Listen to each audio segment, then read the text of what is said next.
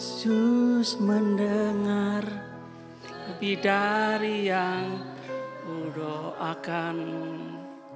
Yesus menjawab lebih dari yang kuharapkan. Dengan caranya di waktu yang tepat, ku kan melihat Ia jadikan semua. Haleluya. Tuhan menghendaki kita semua mengalami kebaikan demi kebaikan. Sama-sama katakan amin. Sama-sama katakan kebaikan. Haleluya. Saya mau berandai-andai dan saudara nilai ya. Saudara nilai apa kata saudara kalau seumpama nih jikalau saya berkata kepada anak saya ya, nak, kamu bangun pagi jam berapa aja terserah. Mau sekolah, enggak apa-apa, terserah. Mandi, enggak apa-apa, terserah. Nah, saudara nilai saya bagaimana? Apa? Tidak disiplin. Kalau saudara nilai saya sebagai seorang gembala, ini ibadah pertama mulai jam berapa? 6:30. Ya, jemaat datang 6:30, enggak apa-apa. Datang jam 7:50 menit, enggak apa-apa. Jadi waktunya 5 menit. Datang jadi pas doa penutup atau pas Bapak terima kasih. Jemaat, kalau seumpama di jalan raya lampu merah, lampu hijau, lampu kuning terserah, mau jalan mau berhenti terserah. Di jalan raya di depan gereja mau jualan, mau mandek, berhenti tiba-tiba mau ngobrol terserah, mau buka tenda di tengah jalan terserah. Apa yang terjadi? Apa yang terjadi? Kacau.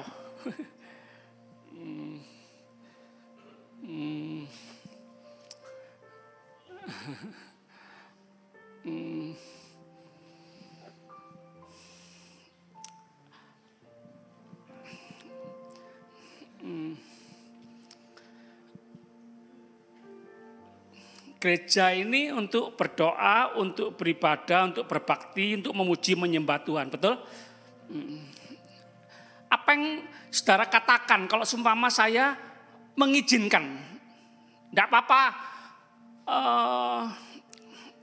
taruh barang-barang bekas di gereja, botol bekas, gelas bekas, kardus, karton bekas, kertas bekas. Saya dengar ini panitia retreat mau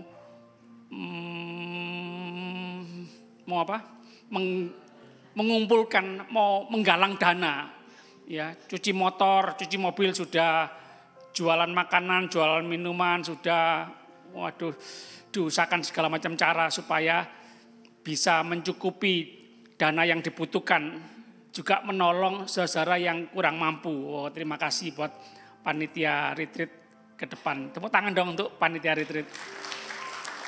Cuma saya belum tanya barang-barang bekasnya itu ditaruh di mana. Taruh di samping gereja, nanti ngotor-ngotori ya, di sarang tikus ya. Sudah sempit gereja kita ini, parkir kita juga sempit ya, terbatas. Depan Yesuan mau taruh di mana? Boleh enggak saya taruh di gereja ini, sini. Enggak apa-apa lah, kotor-kotor sedikit, debu-debu sedikit, bau-bau sedikit. Boleh Pak ini. Enggak boleh ya.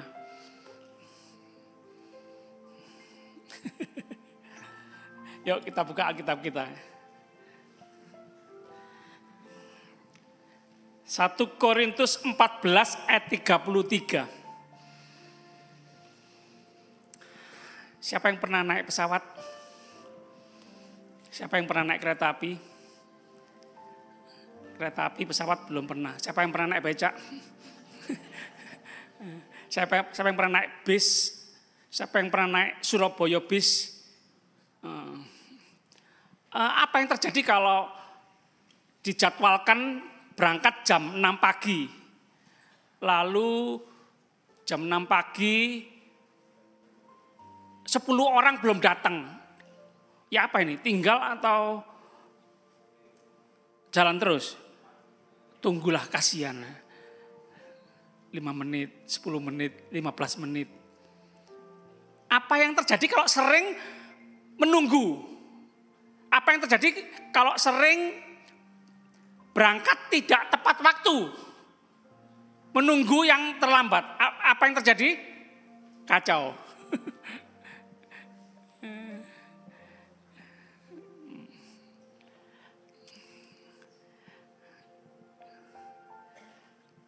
Saya bersama saudara pernah menyepakati ya. Gereja tepat pada waktunya tutup ya. Disiplin waktu ya. Lebih menghargai pelayan-pelayan Tuhan yang 1 jam sebelum itu sudah datang, setengah jam sebelumnya sudah datang. Masa kita tinggal menikmati ibadah aja masih terlambat gitu ya. Ya tapi sudah semakin banyak jemaat Tuhan yang disiplin waktu ya. Masa hal-hal dunia sekuler aja kita berani disiplin waktu. Di pekerjaan, bekerja sama bos berani disiplin waktu. Masakan acara bersama Tuhan enggak disiplin waktu ya. Sebaiknya kita disiplin waktu ya. Yang setuju katakan amin. 1 Korintus 14 ayat 33. Sebab Allah tidak menghendaki kekacauan, tetapi damai sejahtera. Ayat 40. Tetapi segala sesuatu harus berlangsung dengan sopan dan teratur. Tertib, disiplin. Jangan terjadi kekacauan. Damai sejahtera. Demi kepentingan bersama. Ya. Galatia 6 ayat 1. Kita perhatikan proses terjadinya disiplin, proses terjadinya ketertiban. Saudara-saudara, kalaupun seorang kedapatan melakukan sesuatu pelanggaran, maka kamu yang rohani, kamu yang lebih rohani, kamu yang lebih senior, yang lebih dulu tahu, yang lebih dulu belajar, yang lebih dulu terlatih, harus memimpin. Sama-sama katakan harus memimpin. Sama-sama katakan harus memimpin. Harus memimpin orang itu ke jalan yang benar dalam roh lemah lembut. Sama-sama katakan lemah lembut. Sambil menjaga dirimu sendiri supaya kamu juga jangan kena pencobaan. Jadi harus mau memimpin. Dan pasti harus ada yang mau dipimpin. Yang lebih rohani harus memimpin, yang kurang rohani harus mau dipimpin. Jemaat yang sehat harus terjadi yang namanya ada yang memimpin, ada yang dipimpin. 1 Korintus 11 ayat 32. 1 Korintus 11 ayat 32. Tetapi kalau kita menerima hukuman dari Tuhan, kalau kita menerima didikan, menerima pendisiplinan dari Tuhan, kita dididik supaya kita tidak akan dihukum bersama-sama dengan dunia ini. Jemaat Tuhan, perhatikan baik-baik. Relakan diri kita untuk dididik oleh Tuhan, didisiplin oleh Tuhan, ditertibkan oleh Tuhan. Dipasrah dihaluskan, dibentuk, diproses, dilatih, relakan diri kita. Sama-sama katakan relakan. Matius 18 ayat 15. Matius 18 ayat 15. Ini langkah-langkah, tahapan-tahapan bagaimana terjadinya penertiban. Apabila saudaramu berbuat dosa. Nah ini tentang dosa juga.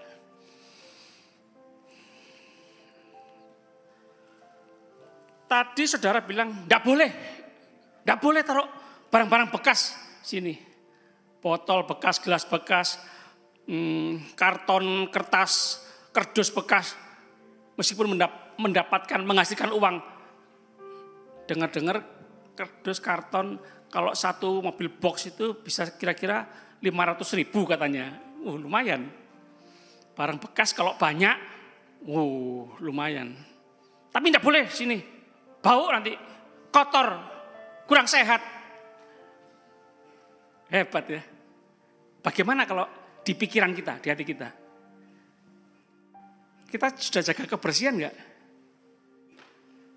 Masih nyimpan kebencian, kepahitan, percabulan, masih disimpan? Di gereja harus bersih, tidak boleh kotor. Tapi di sini boleh kotor. Sama-sama tidak boleh. Buang sampah, jangan sini. Tidak pantas. Bait Allah, bait suci, rumah Tuhan. Yang mengerti katakan amin. Apabila saudaramu berbuat dosa, tegurlah dia. Tegurlah dia di bawah 4 mata. Karena kita mengasihi. Ayo kamu pasti bisa. Jangan. Ayolah. Ayo kembali ke jalan yang benar. Bertobat. 4 mata. Tidak ngomong di belakang. Terang-terangan. Sini. Yuk. Makan soto. Makan rawon. Makan nasi pecel. Nah, mari makan kenyang, tegur. Itu trik gitu ya. Sebelum menegur, ajak makan dulu. Biasanya kalau setelah makan kenyang, ditegur 90% enggak marah. Ajak makan dulu. Jangan lapar-lapar ditegur. 4 mata. Jika ia mendengarkan nasihatmu, engkau telah mendapatnya kembali. Terima kasih. Jika ia tidak mendengarkan engkau, bawalah seorang atau 2 orang lagi, supaya atas keterangan 2 atau 3 orang saksi, perkara itu tidak disangsikan. Bawa saksi. Kalau masih tidak mau berubah, tidak mau bertobat. Langkah-langkahnya ya. 4 mata, saksi, terus jika ia tidak mau mendengarkan mereka, sampaikanlah soalnya kepada jemaat. Diumumkan. Jemaat. Ya apa ini? Ini loh Pak Modi, tidak mau bertobat. Berzinah terus ini. Selingkuh terus ini. Ya apa ini jemaat? Ayo doa sama-sama. Ayo tolong sama-sama ini. Supaya Pak Modi ini bertobat. Ya apa ini? Supaya orang yang berdosa bertobat. Supaya kita semua seluruh jemaat mengambil hikmah, mengambil pelajaran. Jangan mencontoh. Bahaya ini. Jangan membiarkan dosa. Harus bertobat. Paham, jemaat? Malu, iya. Daging kita malu. Malu, iya. Supaya semua orang tahu setan itu menghancurkan kehidupan kita seperti ini, seperti itu. Nah, jadi pelajaran.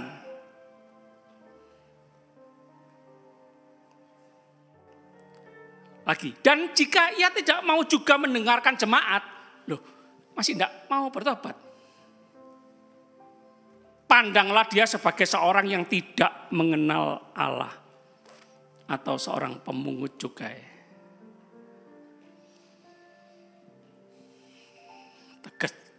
Tegas ya. Tidak main-main ya. Upah dosa adalah maut.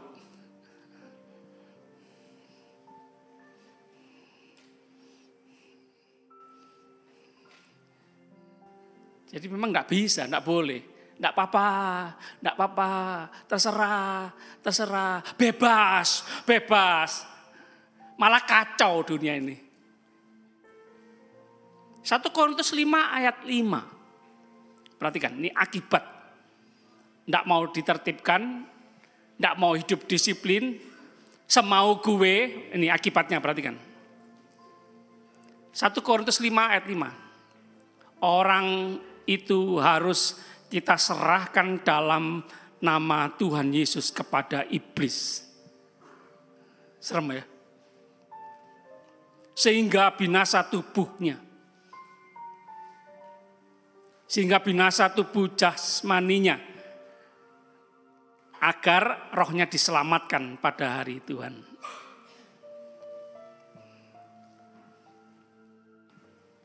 Hajar Tuhan. Tubuh jasmaninya sakit, menderita, luka. Tidak apa-apa. Yang penting jiwanya selamat.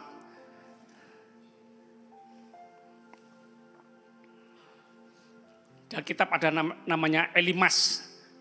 Nabi palsu, tukang sihir. Jadi buta beberapa hari. Apa-apa supaya bertobat. Lebih fatal lagi Ananias Safira mati karena mendustai Roh Kudus. Perkara uang tidak jujur.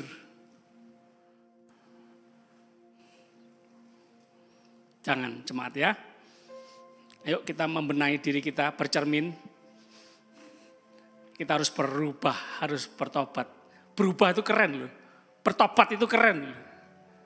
Ya. Lihat superhero itu ya. Jeng, wow, baju baru, ya kan? Baju super, wow, keren. Jemaat terus berubah. Buang pakaian lama, jubah lama. Kenakan pakaian yang baru. 2 Timotius 2 ayat 16. 2 Timotius 2 ayat 16. Ini jika kita tidak melakukan disiplin, tidak hidup disiplin, perhatikan apa yang terjadi ini. 2 Timotius 2 ayat 16 sampai 18. Tetapi hindarilah omongan yang kosong dan yang tidak suci, yang hanya menambah kefasikan. Sudah tahu kebenaran, tidak melakukan. Jadi dosa itu bukan hanya mencuri, membunuh, merampok, berzina, tapi berdosa itu juga tahu yang baik, tidak melakukan berdosa. Tahu benar, tidak melakukan dosa. Hindari omongan yang kosong dan yang tidak suci, yang hanya menambah kefasikan. Perkataan mereka menjalar seperti penyakit kanker ini. Sama-sama katakan menjalar. Ini bisa menjalar seperti penyakit kanker. Jadi kalau yang nggak tertib, nggak disiplin, terus tinggal dalam lumpur dosa, terus nggak mau berubah, nggak mau bertobat, nggak mau dipimpin, nggak mau diatur. Ini kalau dibiarkan bisa menjalar, mempengaruhi yang lain. Di antara mereka termasuk Himenius dan Filetus yang telah menyimpang dari kebenaran dengan mengajarkan bahwa kebangkitan kita telah berlangsung dan dengan demikian merusak iman sebagian orang. Bisa merusak iman sebagian orang. Atau sedikit lagi bisa menghamiri seluruh adonan. Gara-gara satu tetes tinta bisa merusak susu 1 gelas. susu sebelanga. 1 gelas, 1 mangkok. Matius 5 ayat 29. Matius 5 ayat 29.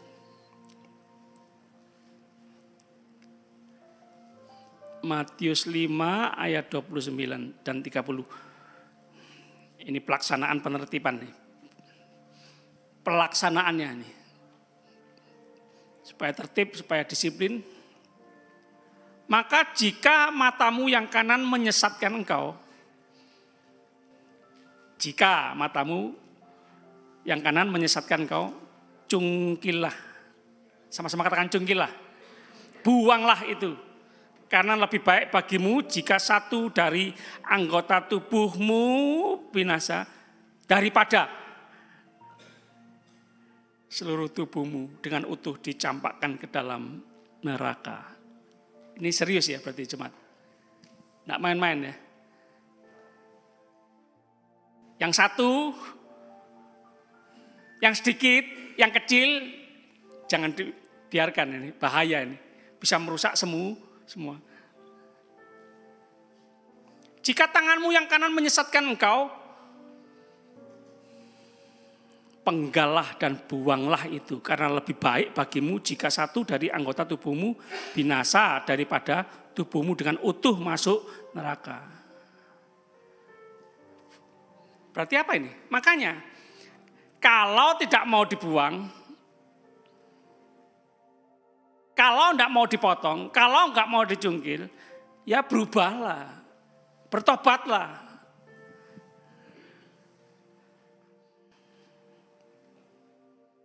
Ibrani 12 ayat 5. Ibrani 12 ayat 5. Ini mengapa Tuhan harus menertibkan kita? Mengapa Tuhan harus mendisiplin kita?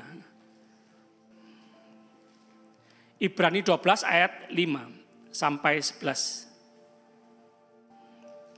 Dan sudah lupakah kamu akan nasihat yang berbicara kepada kamu seperti kepada anak-anak? Hai anakku, janganlah anggap enteng didikan Tuhan. Dan janganlah putus asa apabila engkau diperingatkannya. Karena Tuhan menghajar orang yang dikasihinya. Dan ia menyesah orang yang diakuinya sebagai anak.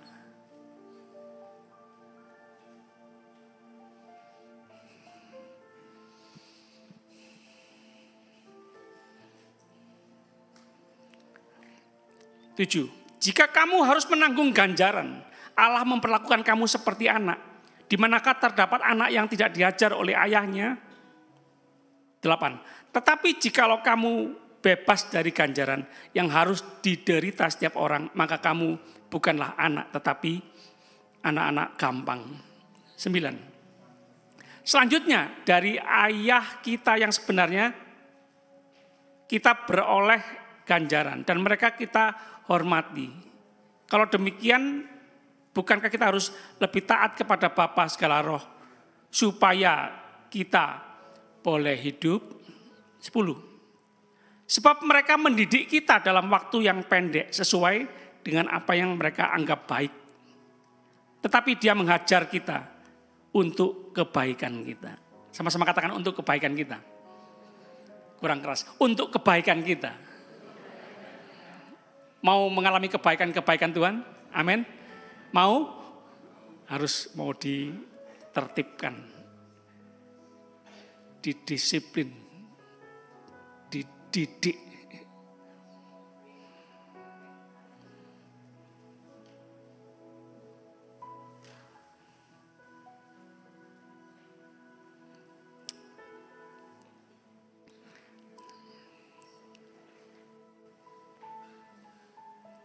Ayat 11. Memang tiap-tiap ganjaran pada waktu ia diberikan tidak mendatangkan sukacita, tetapi duka cita.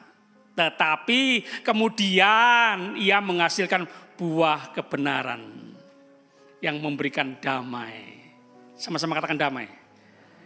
Kepada mereka yang dilatih olehnya.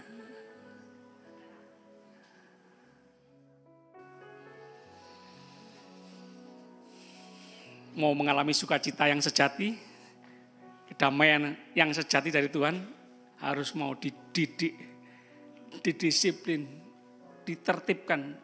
Jangan mau semaunya sendiri. Jangan terus bantah terus. Ngelawan terus. Menolak terus.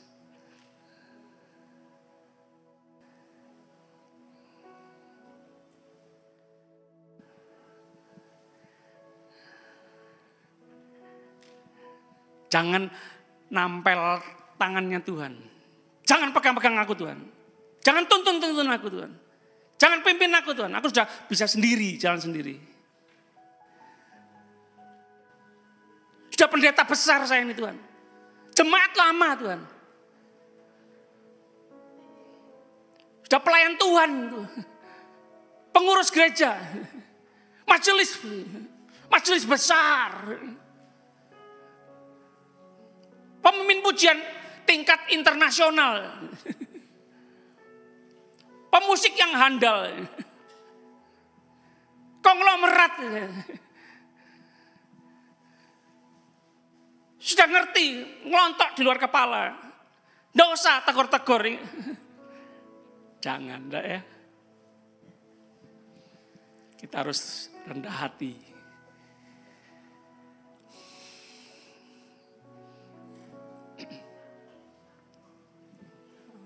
Ku tak dapat jalan diri. Tuhan, tolong padaku.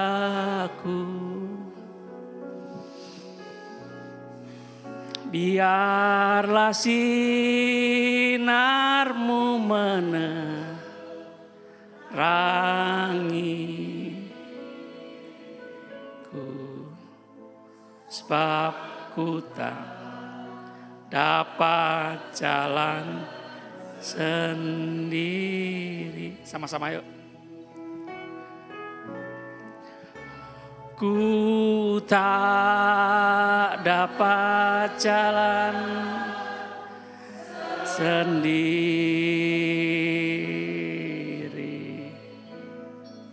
Tuhan, tolong padaku.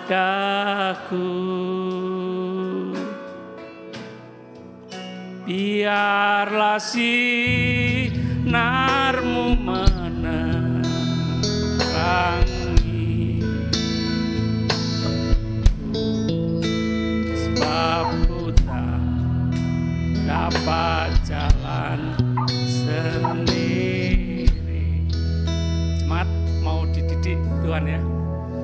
Mau didisiplin Tuhan ya. Itu buktinya Tuhan sayang sama kita. Tuhan mengasihi kita. Sakit iya. Nggak enak memang.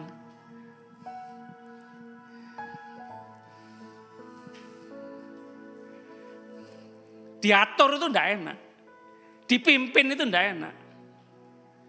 Lebih enaknya ngatur ya. Lebih enaknya memimpin ya. Lebih enaknya nyuruh ya daripada disuruh ya. Tapi percayalah. Kalau Tuhan yang memimpin kita, yang mengatur kita, yang mendidik kita, yang memproses kita, yang mendisiplin kita, percayalah untuk itu semua untuk kebaikan kita.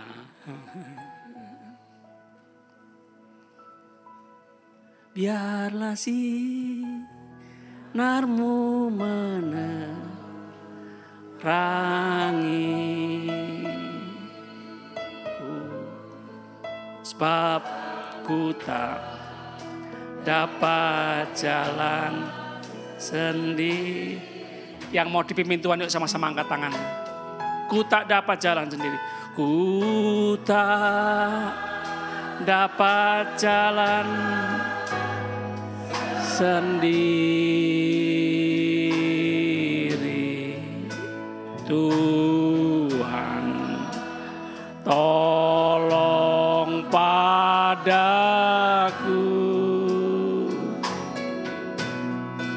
Biarlah sinarmu menerangiku, sebab ku tak dapat jalan sendiri.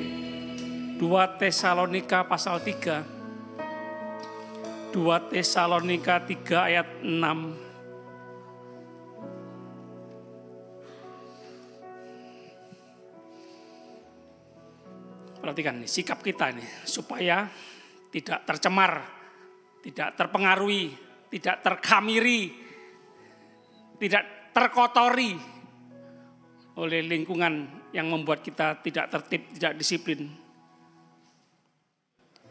Tetapi kami berpesan kepadamu, saudara-saudara, dalam nama Tuhan Yesus Kristus, supaya kamu menjauhkan diri dari setiap saudara yang tidak melakukan pekerjaannya dan yang tidak menurut ajaran yang telah kamu terima dari kami. Menjauhkan diri dari setiap saudara yang tidak melakukan pekerjaannya, yang tidak disiplin, yang tidak tertib, yang tidak mau diatur, yang tidak mau bertobat. Jauhi. Jangan terus nempel terus kayak perangko, bahaya. Pergaulan yang buruk merusak kebiasaan yang baik. Dekat nempel sama orang yang suka mencuri, nanti kita jadi suka mencuri. Bergaul terus. Setiap Sabtu, setiap Minggu ngelencer terus sama orang yang suka berzina, suka selingkuh, kita nanti ikut-ikut berzina, ikut-ikut suka selingkuh.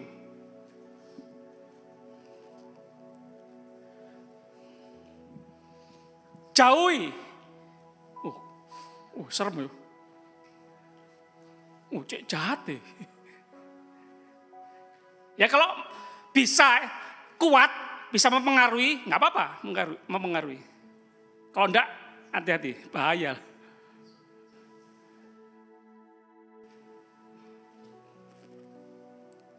Ayat 10. Sebab juga waktu kami berada di antara kamu, kami memberi peringatan ini kepada kamu.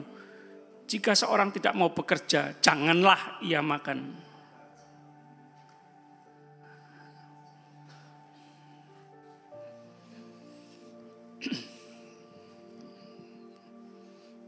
Pemalas bertobat, harus rajin. Tidak mau bekerja, jangan makan. Makan mau, kerja tidak mau. Berkat Tuhan mau. Melakukan perintah Tuhan tidak mau. Kok mau enaknya sendiri ya? Rezeki mau, minta-minta, maksa-maksa sama Tuhan. Nurut tidak mau. Dipimpin tidak mau. Didisiplin tidak mau. Dididik tidak mau. Tapi kalau doa, Tuhan berkati, Tuhan berkati. Awas lo enggak memberkati aku. Oh, malah ngancam-ngancam Tuhan.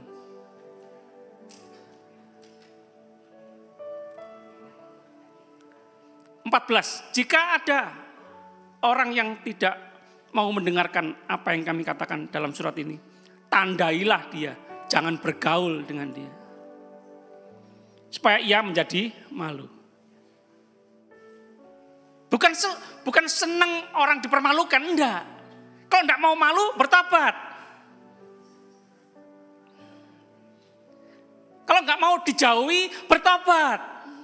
Aku ini mau dekat, aku ini mengasihi kamu. Tapi kalau kamu enggak mau bertobat gitu terus, ya wes terpaksa, ya apa?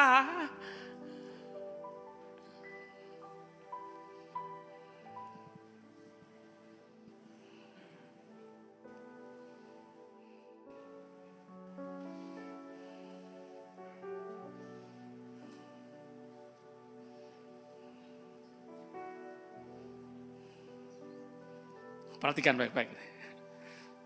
Istri saya pernah ngomong dulu. Yang kalau kamu tidak mau bertobat, kalau kamu masih suka nonton video porno, kalau kamu masih tidak mau setia sama aku, masih suka berzina, wes aku tidak mau tinggal sama kamu. Tapi kalau mau bertobat, aku menerima kamu apa adanya.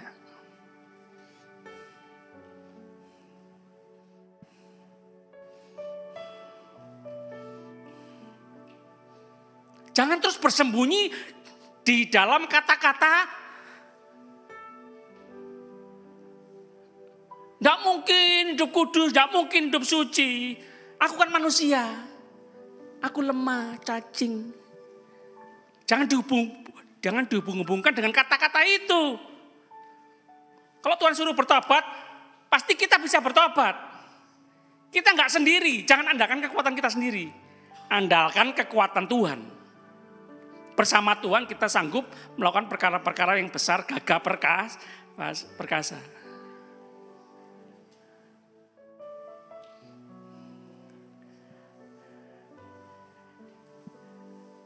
Yesus Kristus di dunia ini menjadi manusia sama seperti kita. Mengambil seorang hamba. Tapi dia taat sampai mati di atas kayu salib. Kalau Yesus Kristus sanggup taat, kita percaya Tuhan Yesus Kristus dan Tuhan Yesus Kristus ada dalam hati kita. Kita pasti bisa taat.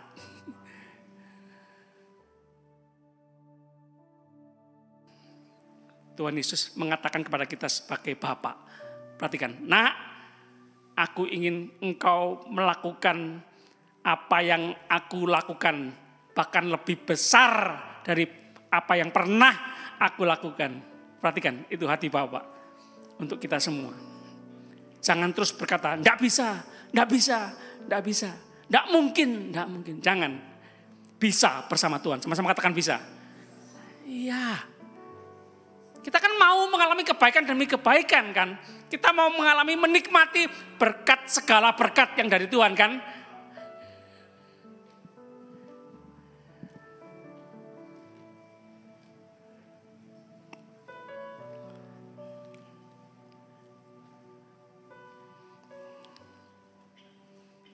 Yuk sama-sama kita bangkit berdiri. Ayat terakhir, ayat 15 kita baca sama-sama. Ayat 15.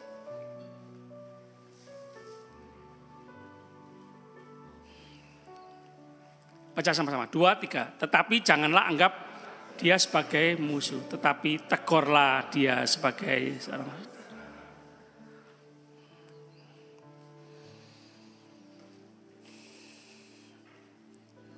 Ya, kita yang lebih rohani, menolong saudara kita yang lemah, yang belum mau bertobat, ya tetap jangan anggap musuh. Bagaimanapun dia saudara kita, anggota tubuh Kristus. Tugas kita menolong, menguatkan, menghibur, menyelamatkan. Tugas kita mengobati, mendoakan, memulihkan. Betul?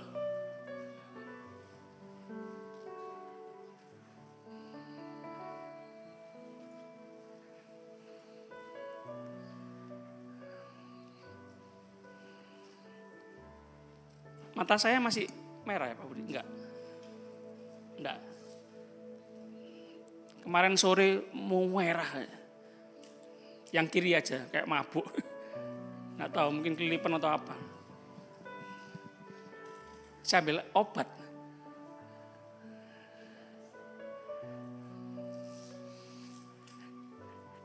Kanan kiri muka belakang ini saudara kita. Anggota tubuh Kristus. Kalau sakit, kalau bermasalah, tugas kita mengobati, menolong. Amin.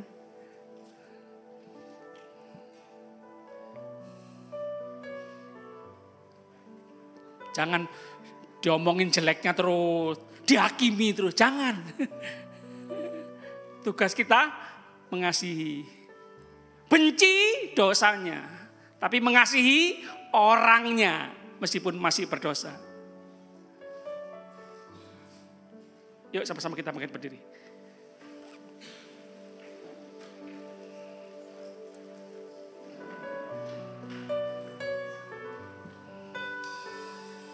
Tuhan, kami mau rendah hati. Kami mau rendah hati. Kami mau mengoreksi diri kami masing-masing. Sejenak berhenti melihat orang lain. Melihat diri kami sendiri.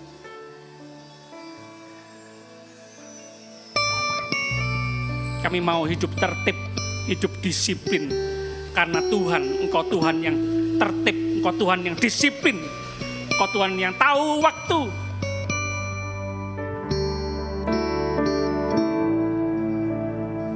Engkau yang mengatur alam semesta ini dengan tertib, dengan terinci detail, gak sampai bertabrakan.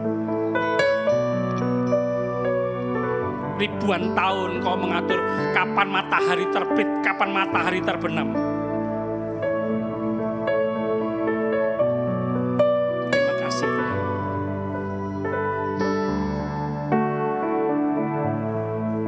Kami mau merelakan diri kami jadi orang-orang yang disiplin.